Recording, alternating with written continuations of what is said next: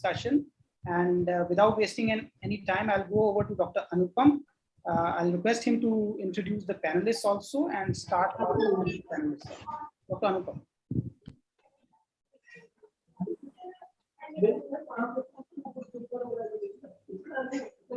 Thank you, sir. Coming to the next talk is a panel discussion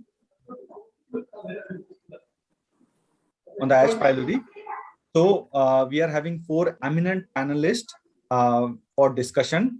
Dr. Rohit Gupta, he is additional professor in the Department of Gastroenterology, AIIMS Rishikesh. Dr. Adnan Rafiq, who is director of Center for Liver and Digestive Diseases, Jammu. Dr. Munish Agarwal, he is director of Agarwal Liver and Gut Super Specialty Hospital, Jalandhar. And Dr. Manas K. Panigrahi, who is associate professor in the Department of Gastroenterology, AIIMS Bhubaneswar. So, moving to the panel discussion for today's evening, actually most of the questions we are going to discuss have already been discussed in one or other fashion by the previous previous speakers. So in a way, we will be reiterating their comments or their what they showed to us. So coming to the panel, so I hypothesized a case who is a 34-year gentleman, no previous comorbidities, has the following symptoms of epigastric pain of 2 months and was associated with postprandial distension. He was not having any loss of weight, loss of appetite, or any history of melena or hematemesis, or any history of drug abuse or chronic drug use. General physical and abdominal examination was normal. And the investigation showed an HB of 14.2 gram per deciliter, platelet count of 1.92 lakhs, TLC of 10,000, LFT and RFTs were normal. USG abdomen was also normal. An upper GI endoscopy was done for that patient, which showed hyperemia in the antral area, and a biopsy was taken from the stomach, from the antrum and body area, which showed evidence of H. pylori. So the diagnosis of dyspepsia with H. pylori gastritis was made in this patient. So coming what we are going to discuss in this panel, whether we should test all the patients or a selective group, or we should treat all the patients, what drug we should use, whether a fixed dose combination can be used, which is available in India, or individual drugs should be used, a triple or quadruple therapy as a first line, the choice of drugs for quadruple therapy, and do we need to document the cure for all the patients, and what are the ways for testing of the resistance. So coming to the first question, I would like to ask Dr. Rohit, and would ask his experience and his comments, how or what group should be treated or tested for H. pylori. Do we need to test all the patients which are coming to gastroenterology OPD or medical OPD, or a selective group should be tested? Rohit sir. Thank you, Anupam, for this opportunity. So this is a very common clinical scenario which you have given to us. We all as gastroenterologists or physicians see this kind of clinical scenario day in and day out. So as previous speakers, especially Dr. Usha and Dr. Amit said, that you need to treat H. pylori in a selected group of patients. And this has been actually well conceptualized in recent guidelines, both Maastricht and American College of Gastroenterology. So any person with active peptic ulcer disease or past peptic ulcer disease with H. pylori clearance not documented, then you have pre-malignant lesions like marginal lymphomas or early gastric cancers.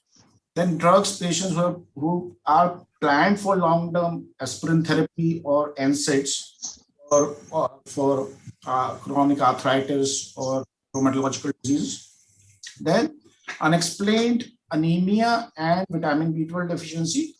And interestingly, ITP is now considered a refractory ITP, maybe a testing for HPLC may be indicated.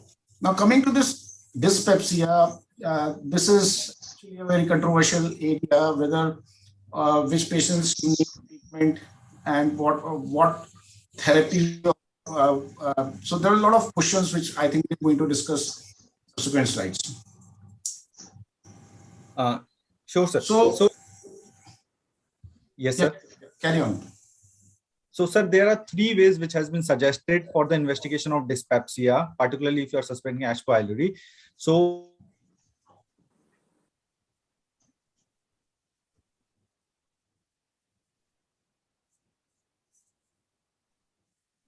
Anupam, we lost your voice, I suppose.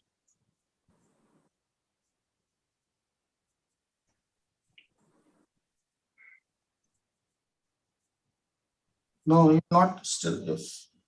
Is it my problem only? Everyone is not able to hear. Dr. Anupam, your voice is, you're not audible. You're not audible again, Dr. Anupam. Just check if any Bluetooth or anything is on.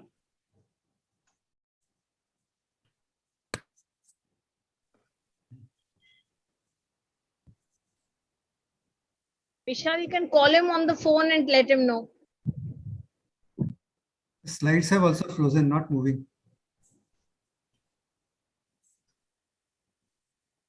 Maybe he has lost the connection, the internet connection or something. Video is okay, sir. hello. Anupam, you are now audible. Please carry on. Oh, okay, sir. Okay. Yeah. Please. So, what do you think, sir? Which protocol or the way should be used for evaluation of dyspepsia, particularly if you want to rule out H. pylori? So, as your slide shows that you have three actually ways you can manage these patients. So there was one important strategy is test and treat. The second is prompt endoscopy, and then you do H. pylori testing and followed by treatment. And third is empirical anti-secretory or pro-motility drugs. Now, what we need to understand is that all these are important for patients who are less than 60 years of age. We are talking of all these strategies in patients who are less than 60 years of age. In more than 60 years of age, the common dictum is that because there may be a chances of malignancy presenting primarily as dyspepsia. So these are not applicable in a discussion or in clinical practice for patients more than 60 years of age. So this has to be very clear. Now, your strategy overall will depend upon the prevalence of infection. If your prevalence of infection is high, like in India, then you have a different strategy. If your prevalence of infection is low, then you have different strategy. So, can you move to the next slide? Yes, sir.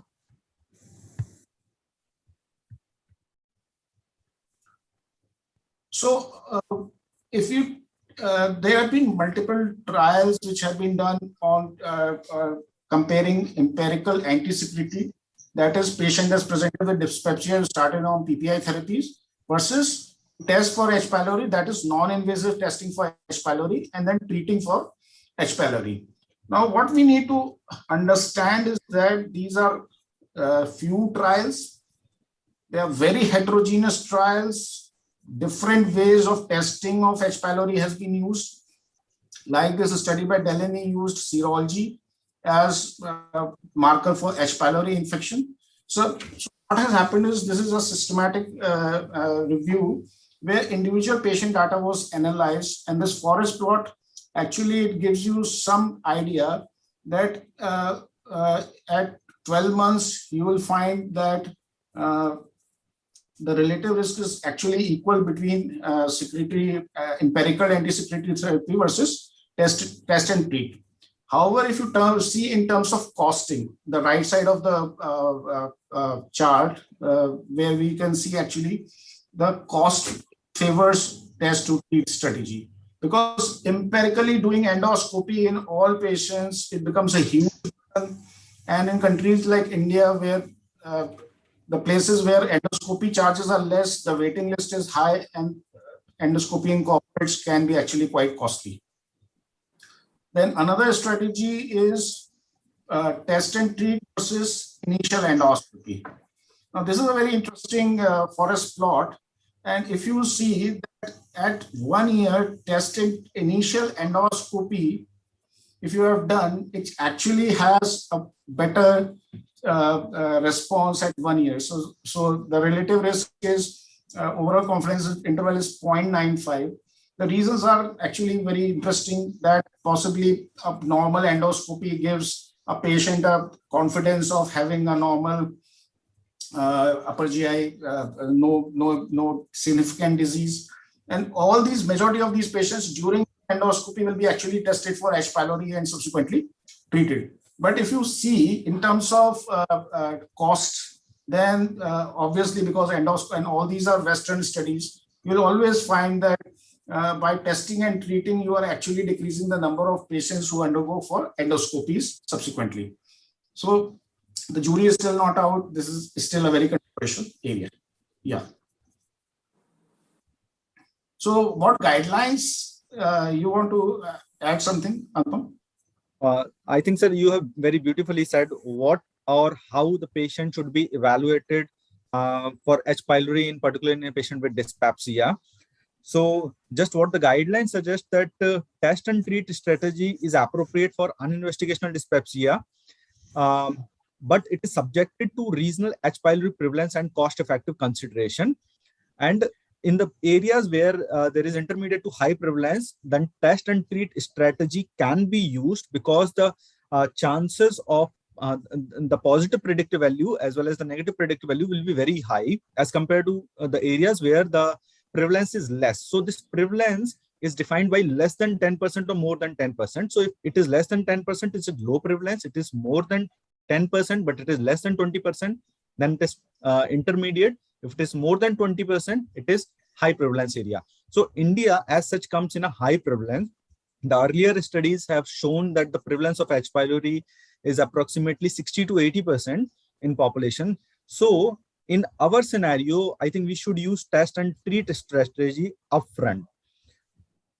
So this is the flow chart which showed that in patient with uninvestigated dyspepsia, if there are no alarm symptoms, then and there are no alarm symptoms, along with that there is no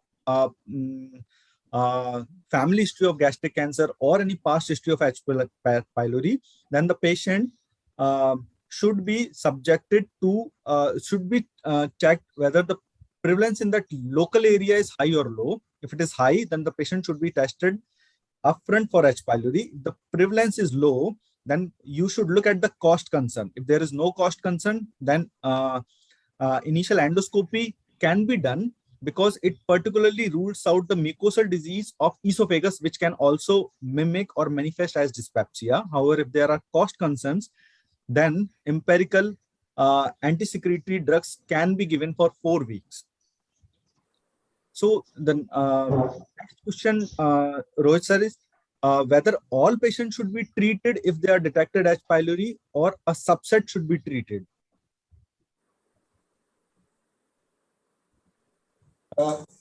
What guidelines say that any patient who has been tested for H. pylori and if he is found to be positive should be treated, because H. pylori is not asymptomatic. Patient may be clinically asymptomatic, but it will always cause chronic gastritis. And we know that all these problems which can arise, previous speakers have already elucidated on. It is actually class 1 carcinogen and classified by WHO as a class 1 carcinogen, where it's been conclusively proven to be associated with gastric malignancy. And we have talked of all sorts of conditions like gastric cancer, peptic ulcer disease.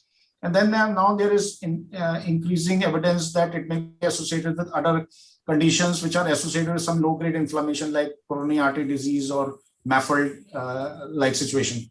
So any person who has been diagnosed with H. pylori probably needs therapy in current world.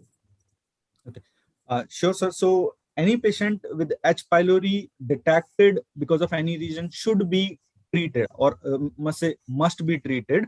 This is one very interesting study which showed that in the less developed or developing countries, 1/3 of the infection-related cancers are because of the H. pylori, and in the more developed or developed countries, half of the infection-related cancers are because of the H. pylori and predominantly comprises of gastric adenocarcinoma.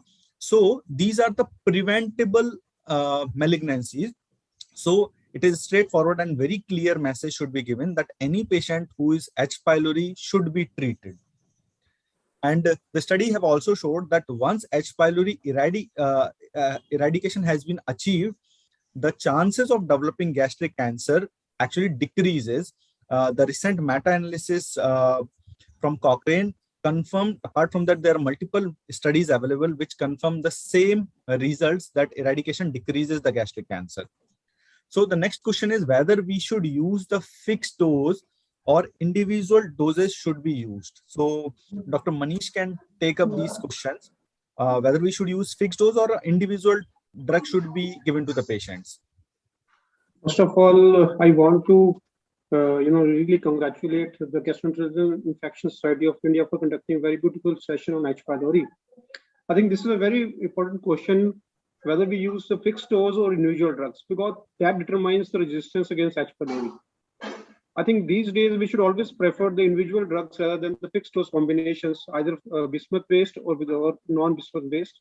The reason is that most of the fixed doses combinations available in the market, they have the under dosages. If you see, but in one of the commonest fixed dose combinations which are available in the market, they have low doses of amoxicillin, and few of the combinations they have low doses of clarithromycin, that to the tune of 250 milligrams, and metronidazole to the tune of 250 milligrams, which are very low doses, and that basically results in increased resistance and decreased eradication rates.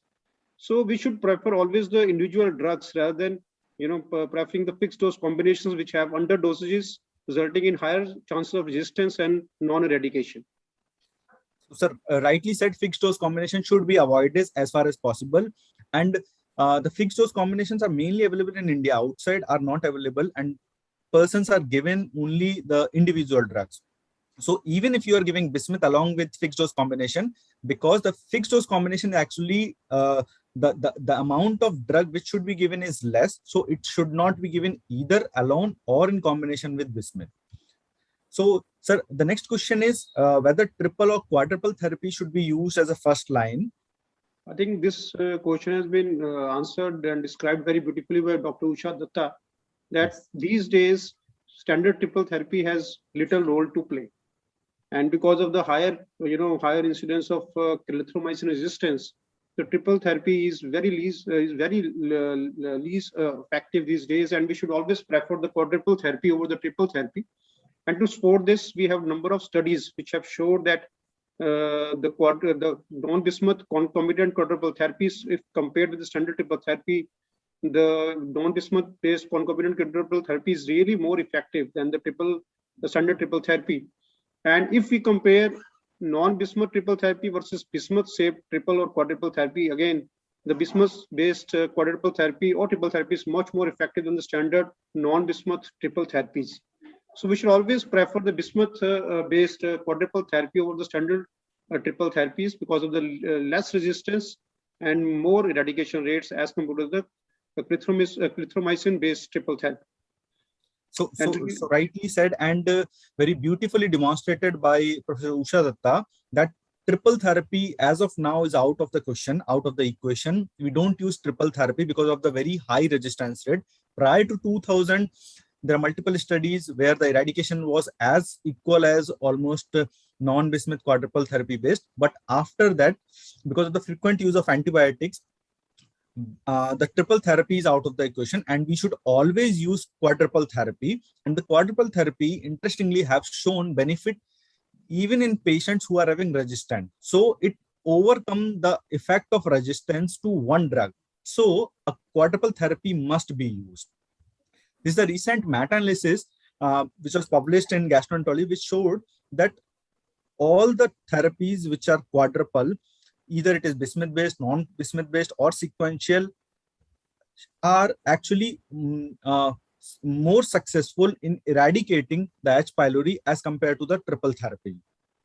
So the next question is, what is the choice for quadruple therapy?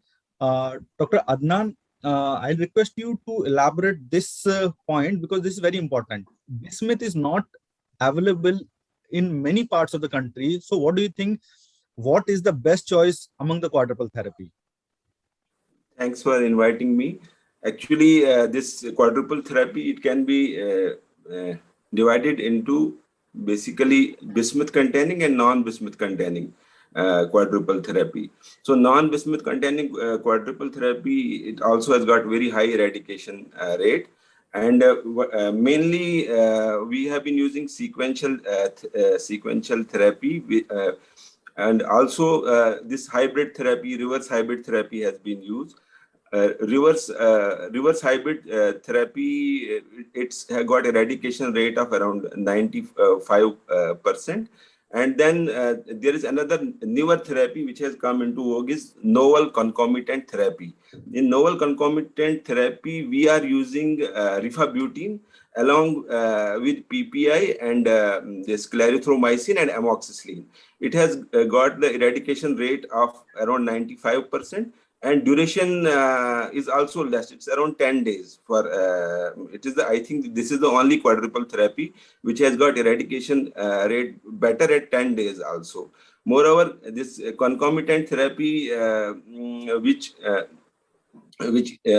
includes amoxicillin, clarithromycin, and metronidazole, it has also got very good, this response rate of more than 90%. So vonoprazan, it's not available here in our part of the world.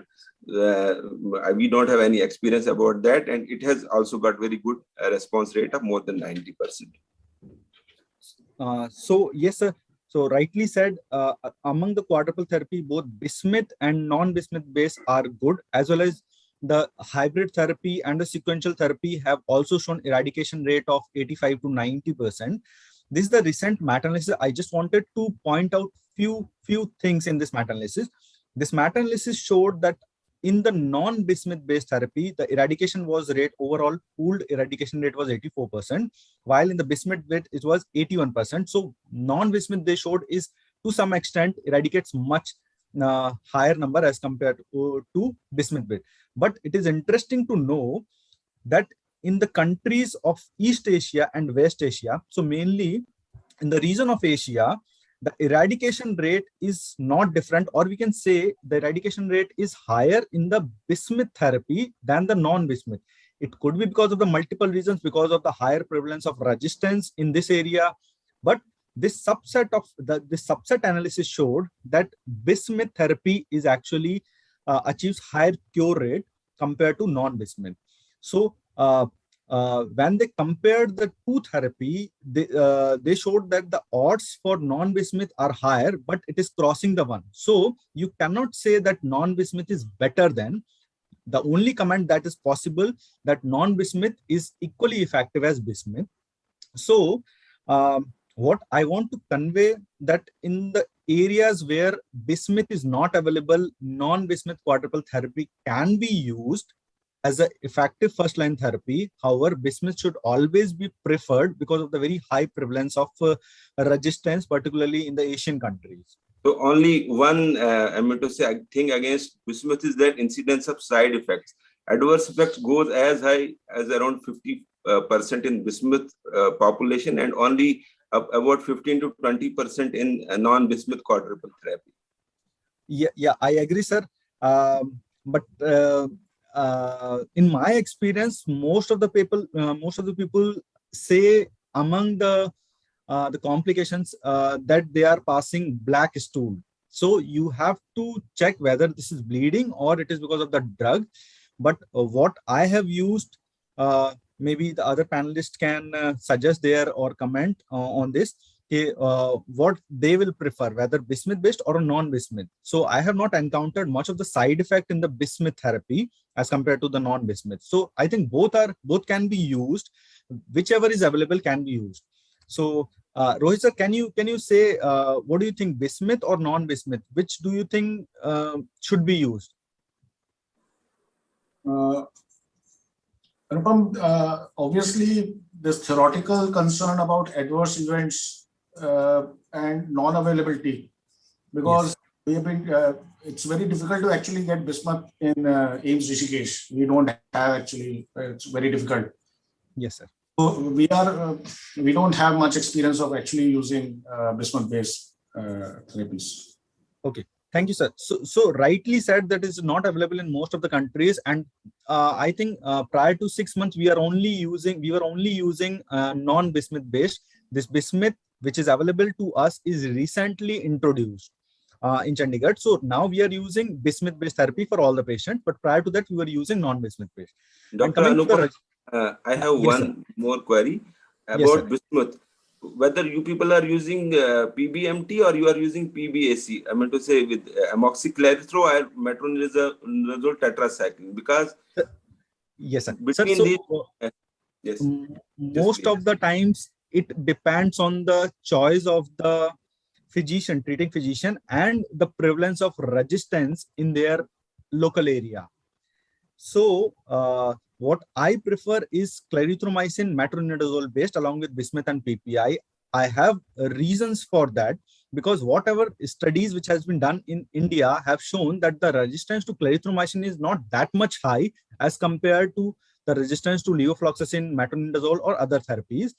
And regarding the resistance, there are theories and subtle data that if you increase the dose of metronidazole to more than 1500 milligrams, then the resistance can be overcome, because among all the other drugs, the resistance is point prevalence because of single mutation or two, but in metronidazole, there are multiple mutations which have been identified.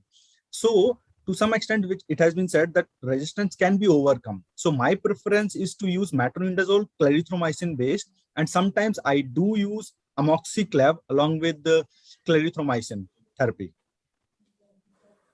Okay. So the next question is whether we should document the cure in all the patients. I think Dr. Manas can highlight or throw the light on these aspects.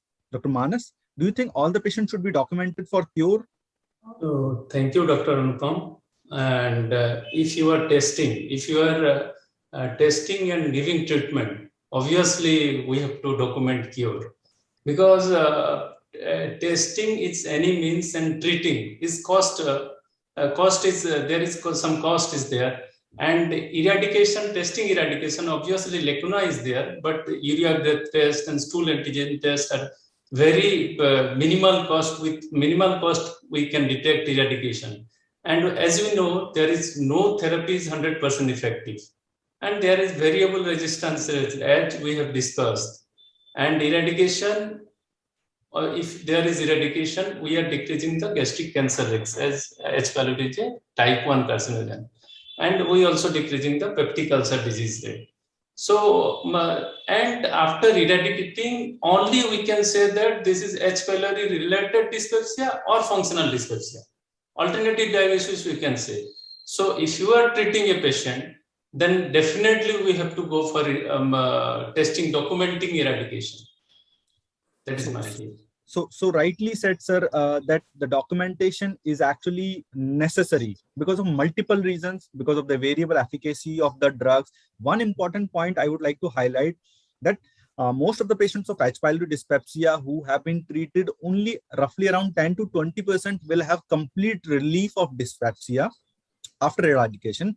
So you cannot say that if you want to say that it's functional dyspepsia, you have to show that the H. pylori has been eradicated because of multiple reasons, because of the different use of therapy. So there are ample amount of reasons that documentation should be eradicated. And regarding the type of test which we should use, what do you think, Dr. Manas, which test we should use for documenting the eradication? So this is guidelines which says that urea breath test is the test to document eradication. But in our experience and other panelists and speaker experience also, you know, stool antigen test is also a good test to document eradication. We have now in our center also, we are using for last 4 or 5 years. Now we have completed a study where we have shown documenting eradication and giving the bismuth containing quadruple therapy also. And we are happy with the stool antigen test also in documenting eradication. Obviously, there is some lacuna with this DNA and all those things, and PCR blood test are the gold. You can say that is best, but for the practical purpose, urea blood test and stool antigen test are best for documenting eradication. So yes, sir, urea breath test is actually the method of choice. However, there are multiple loopholes when using this UBT. The first and foremost important, it is not widely available. So it is not available throughout the country. And among the alternative, stool antigen tests have shown almost equal sensitivity and specificity for documenting the eradication. So most of the centers are actually using this simple stool antigen. And moreover, only patient has to give one stool sample compared to the urea breath test, where patient has to undergo a battery of sequences. So most expert will suggest that stool antigen can be used as a upfront test for documenting eradication rather than using UBT.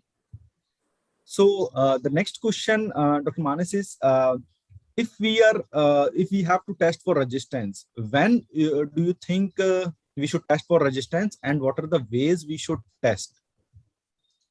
So a lot of things are going on, Dr. Anupam, like I don't know there is much evidence or not. A lot of studies are not there. Everybody are saying a lot of resistance is there, a lot of resistance. But I recently now concluded 2 study here.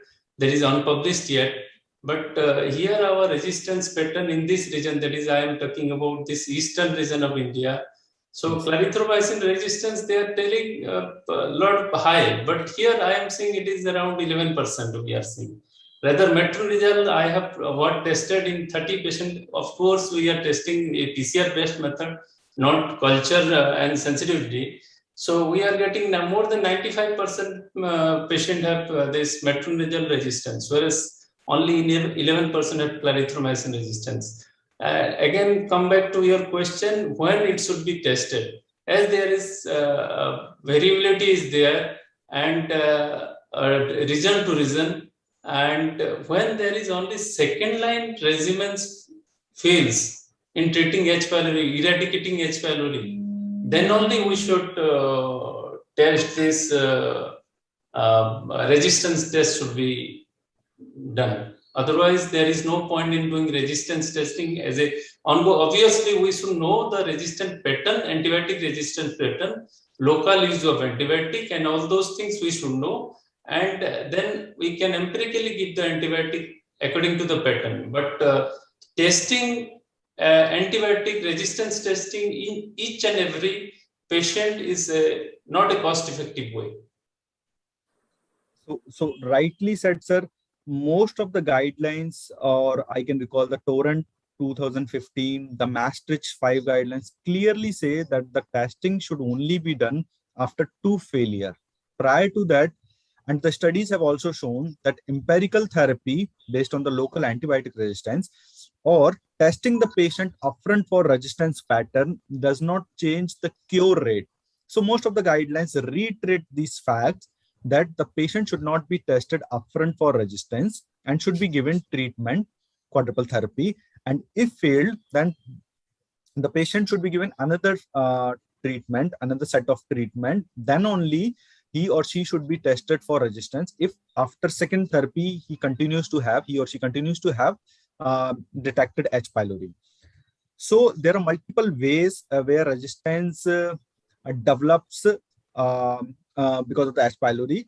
So broadly, it is a point mutation which is actually the cause, and most of the point mutations have been identified in the available antibiotics. So Maastricht clearly say that first line therapy should be given upfront without checking for resistance pattern. Then if failed, then the second line therapy should also be given without checking for any resistance pattern, and only if second line therapy failed, then the patient should be tested for resistance pattern. So there are 2 ways it can be tested. One is you culture the H. pylori and then you test for antimicrobial susceptibility. But the problem with these tests, though it is considered as a gold standard, but it is invasive, you will always require biopsies for these culture to be performed. While the another which is upcoming and seems to be the future are the molecular tests, which may be done on the biopsy and don't require culture to be done. And the data is also suggesting that on the feces also you can do these molecular testing. So these are the upcoming modalities which may be used in the near future as an upfront therapy for testing resistance. So, so to clear out that resistance testing should be done only after 2 failure. So if I have to sum up what we have discussed so far, the testing for H. pylori is indicated only a subset of patient, not all the patient who present to gastroenterology OPD or to medical OPD requires testing. A patient who is having peptic ulcer disease, past or present history, or having malignant lesion of low-grade multiple lymphoma, or have undergone early gastric cancer, either endoscopic resection or detected recently, should be evaluated for H. pylori. Patients who are having uninvestigated dyspepsia, particularly in the Indian scenario, should be tested for H. pylori. Patients who are on chronic use of NSAIDs or aspirin, or are having unexplained iron deficiency anemia or vitamin B12 deficiency, or is detected to have ITP, can be tested or should be tested for H. pylori. Regarding the treatment, all who have detected must be treated because of multiple reasons we have discussed so far, and the individual drugs should be used with appropriate doses. The use of quadruple therapy is always encouraged and should be used as an upfront first-line therapy. However, if bismuth is available, it should be used. If it is not available, then the other therapy, either non-bismuth, concomitant quadruple, or sequential therapy, can be used because they have shown equal eradication rate. Regarding the documentation, it is in a way, it is mandatory to document that H. pylori has been eradicated because of the multiple reasons highlighted, and the testing for resistance should only be done after 2 failed therapy.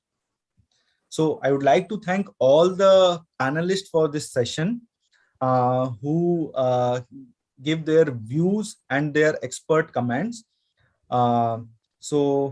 Then now we can take up any questions, or prior to that, any panelists want to comment anything, whatever we have discussed? So, Dr. Anupam. Yes, sir. So just answering the question of Dr. Adnan has asked, this bismuth related, just now I have completed around 100 patients, given this one arm, this bismuth related quadruple therapy. And I have not seen a lot of side effect in this bismuth, except this black stool and all those things. And again, to clarify, we have to check again, rejecting one therapy. Before rejecting one therapy, we have to again check the local antibiotic resistant pattern, and you have to see, because this is not published. Recently, I have done this one, and I have shown good therapy with this triple therapy also. So we have to see our local resistance pattern before subjecting a patient into this costly other alternative regimens. There is just one comment. I have something to add, Anupam. Yes, sir. Here in AIIMS, we started a project with biochemistry people. We are using Helic ammonia breath test. It's an ammonia breath test, and it's quite cheap.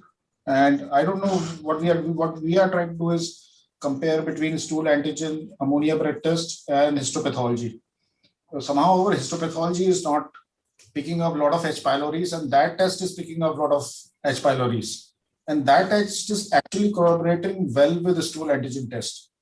So very excited to look into the results. So we have a sample size of around 350 patients. So let's see what the data says. Okay, so sir, it will be nice to see this data. Regarding the histopathology, the commonly used HND stain do not identify the H. pylori in most of the patients. So if you want to document, and if there are evidence of gastritis, chronic gastritis, then you must do the immunohistochemistry. So the sensitivity for that is almost 99%. So that is one loophole. I'm not sure what you people are using, but if you are using histopathology, then if chronic gastritis, then you should use the immunohistochemistry. Usha ma'am, you want to say something? Yes, ma'am. Some notes of caution that rapid urease test is positive only when you have more than 10 to the power 5 bacteria. So quite often when the patient is on PPI or has recently received antibiotics, your rapid urease test may be false negative. So that's one point I wanted to make. And histopathology quite often does not identify unless you have dedicated pathologists. The same pathologists when 20 years back were dedicated on H. pylori, a lot of research was coming on, the same pathologists were identifying. But right now, unless you are looking very carefully for H. pylori, you tend to miss it. So that's the second point. Third point relates to colloidal bismuth and its side effects. I think it's an overrated side effects. Even in the large study on European registry on more than 1,100 patients, they found 36% had side effects and 77% of these side effects were mild. And they lasted for less than 6.5 days on an average. So, I think we have overemphasized that bismuth has side effects. The second point is about availability of bismuth. It requires you to speak to the local pharma companies to ensure that it is available. Because it is a low cost drug, the profit margin is small. So unless I had spoken to quite a few pharma companies about 4-5 years back, realizing this lacunae, and now a few pharma companies have come up with bismuth and they've also started stocking in Chandigarh. Earlier on, I had to send people to Nath Brothers in Delhi for bismuth. So now I know that in Chandigarh, we have a few stockists and thus our availability has increased. So Rohit, I would suggest that you can speak to somebody and stock it. It is easily available. There are 2-3 companies which have come up right now. And another question was related to clarithromycin resistance, which Manas had brought up. I agree with you, Manas. Across India, we have had variable clarithromycin resistance, 1 to 17%. So in each place, according to the local use of antibiotic, we are going to have a different resistance pattern. And that is the reason why in the National Dyspepsia Task Force, we want to use molecular methods to identify the resistance pattern across the country, so that we can make some recommendations on the nature of antibiotics. Thank you. Ma'am, I have one query actually. Ma'am, actually resistance for metronidazole is quite high. Clarithromycin is also very high. So which of the two medicines you are using in bismuth quadruple therapy, ma'am? No, see, as a first-line therapy in India, we still don't have documented high clarithromycin resistance. So if a patient has recently received clarithromycin or azithromycin for any respiratory issue, we would prefer to not use clarithromycin. Otherwise, I use amoxicillin 1 gram twice a day, PPI 40 milligrams BD, and clarithromycin 500 milligram BD, and add a bismuth to that. Dr. Anupam, any comment about H. pylori vaccine? Whether there is something, any comments on H. pylori vaccine, whether it's available so that we can prevent the future infections related with H. pylori, especially in our country when there is very high incidence and very high prevalence of H. pylori. Sir, I'm sorry to say, but I'm not aware of any H. pylori vaccine. I need to. I have some comments for that. Basically, there is a 3-day oral dose of beta unit of urease enzyme, which is available for oral vaccine of H. pylori, which have been used, and they have showed that it is effective in almost 88% of the patients in the initial first year, but the efficacy falls to 55% in the second to third years. So it's a beta unit of urease enzyme, which is used as an oral 3-day vaccine for H. pylori. Yeah, Dr. Anupam, we have already overshot the time, so may I request you to please conclude? Okay, so sure. I think just one last question. I think Dr. Piyush wants to say something. Can you say, sir? So that after that we can wind up the session. Issue which Dr. Rohit had raised, probably missing H. pylori on histopathology, probably taking a biopsy from body will, as was mentioned, would increase your sensitivity, because H. pylori tends to migrate proximally with passage of time. Yeah. And clarithromycin resistance, as Dr. Manas mentioned, Northeast, there has been a recent publication, 2019, only 7% clarithromycin resistance. They look just at clarithromycin and metronidazole. Again, Anupam also mentioned this, that increasing the dose in vitro resistance to metronidazole does not correlate with the phenotypic resistance to metronidazole. But again, the issue is that you give a lot of tablets, and if you combine it with bismuth, it becomes a bit too much. The compliance might get affected. Surely, sir. So with this, I thank all the speakers and panelists as well as the attendee. So now we can wind up the session. Thank you all. Thank you. Thank you. Thank you. Thank you. Thank you. Thank you, Dr. Anupam, for conducting this excellent session. And I Thank you, think clear message has been that there are a plethora of therapies which are available, and depending on the regional, levels of resistance to particular drugs, any of the therapies, could be useful in a particular area. And certainly there is a role for portable therapies in some areas, but certainly, with appropriate dosing and in areas where clarithromycin resistance is not a significant issue, triple therapies can still be used. Thank you, the panelists and Dr. Anupam for this session. Now, before we conclude, I'll just request the President of Gastrointestinal Infection Society, Professor Mamta Ballal, who is at the Manipal.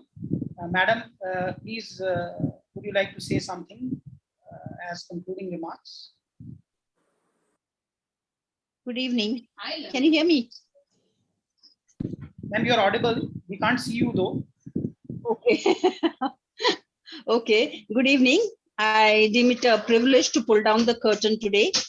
We just flagged off the 8th GCCon virtual conclave on the 31st July and 1st August, organized by the Department of Gastroenterology, PGI Chandigarh, under the able leadership of Professor Usha Datta.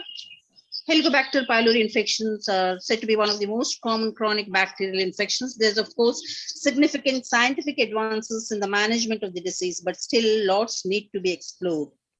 Data on resistance are scarce till date. More research is needed to determine local, regional, and national patterns of Helicobacter pylori resistance to antibiotics to guide the choice of regime. I'm sure that today's deliberations by eminent speakers will go a long way in the testing and treatment of Helicobacter pylori infection.